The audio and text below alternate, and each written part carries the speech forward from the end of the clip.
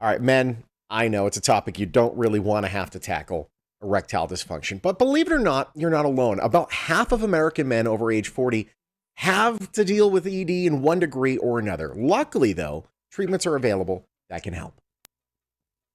And joining us now to talk about some of those treatments is Dr. Casey McCraw, MD. He is from Las Vegas Urology. Welcome to the show, Doctor. Hi, guys. So much for having me. I really appreciate it. It's such an important issue. And so I really appreciate you guys giving it a platform and getting it out there. No question.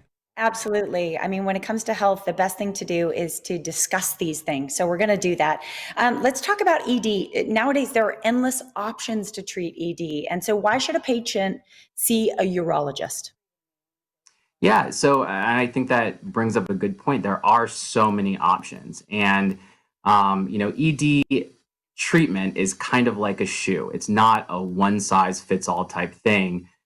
It's very specific, it's very individual based. And so the difference between maybe a urologist and a primary care doctor is primary care doctors are the gatekeepers for this. They can kind of try some of the initial treatments, Mhm. but when it comes to specifics on why this is happening to the patient and therefore maybe what specific treatment is needed, urologists are just trained more in that workup and in that treatment. So it really helps a lot to go see an expert. Absolutely. It's not a one size fits all situation. So let's talk about the treatments that are available right now. If somebody were to walk in your office, what is available to them today? Yeah. So, a lot of guys who come see me have already, tried the oral medication that we've all heard about, the Viagra's, the Cialis's. If somebody hasn't tried those are usually the first line things that we will try because they're conservative, they're pretty easy, they come with fairly low risk of side effects. If somebody's already tried that and failed, some of the other options would be a vacuum erection device, which is a device that kind of helps blood flow with somebody. And it's, again, very conservative. It's not an oral medication. I will say it's not the most popular treatment in the end that we have, but for somebody who wants to stay conservative, it's a great option. Something else are penile injection therapy, which sounds a lot worse than it actually is. We teach somebody how to actually inject the medication that's a lot stronger than Viagra or Cialis, and it really, really helps with blood flow a lot too. Kind of one of the final steps that somebody can take is an actual implant, which is a device that we implant into somebody's body that allows them intimacy with their partner whenever they want, wherever they want, for how long they want. And so while it's the least conservative option, it's actually a really good option and has the Hmm. highest patient partner satisfaction rates. Wow. And I will mention kind of one more thing because I know a lot of people have heard about it. When we look at ED treatment over the past few decades, it hasn't changed a whole lot. And so it's been very exciting the past few years because there have been new treatment models coming out that try to take a disease state like ED and not just put a band aid on it, but actually reverse it so that the person's own body heals itself. And so people will see advertisements a lot for something called shockwave and possibly for stem cells that are injected. And, the research for these things is still ongoing. So I will say it should be noted they're still experimental, but a lot of them are showing some really good promise in certain individuals. Interesting. It's interesting to know there's so many options out there, and I think it's great, doctor, to have you on, to share these with people. Can we talk a little bit more about the penile implant? Because I know you wanted to discuss the different types. Are there different types? Yeah, there are actually.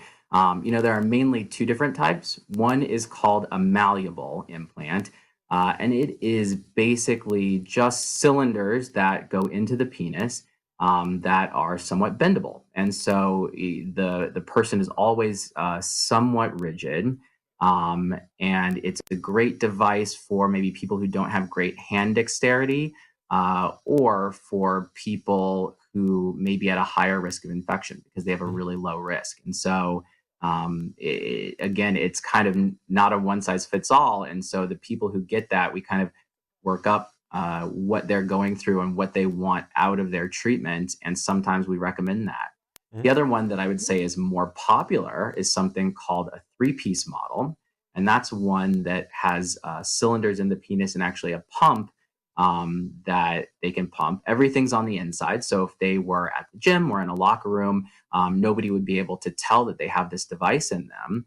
Basically, when they want to be intimate with their partner, they pump the pump. It pumps fluid into the cylinders, and they're able to have a good erection for as long as they want, where they want, and it doesn't change the sensation at all. It just gives them the function back.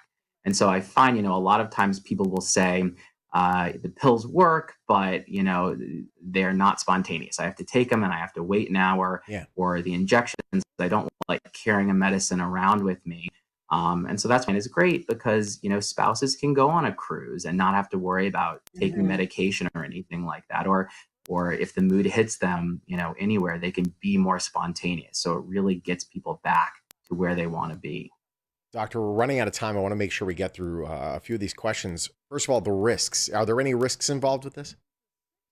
Yeah, so there are risks with any surgical procedure that anybody undergoes. I would say the risks for the implant are pretty minimal.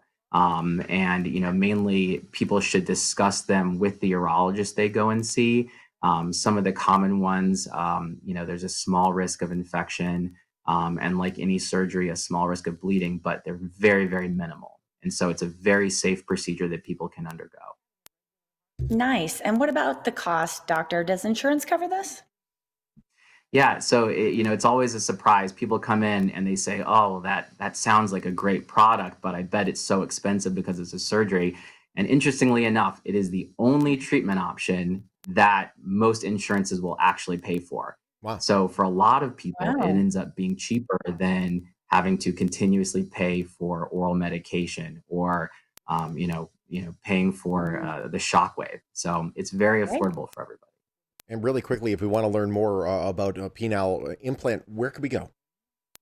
So a really great resource that I direct all of my patients to is a website called edcure.org. It not only goes over all of the treatment options, including penile implants, but has resources to groups of men who have had them done before. So if people have Yep. questions about, well, how does it actually fit in you? Because I can, kind of all the facts, but it helps to talk to somebody who's actually gone through it. So it has all those resources. They can also give my office a call. I would love to meet with people individually. And I can be reached at 702-341-9000, Las Vegas Urology. I can also have appointments on ZocDoc. Awesome. Doctor, Okay, it's great doctor, having you. thank you so much. If you would like to learn more about what the doctor just discussed, visit edcure.org. The phone number to the doctor is right there on your screen. Boston Scientific, a proud sponsor of the Morning Blend.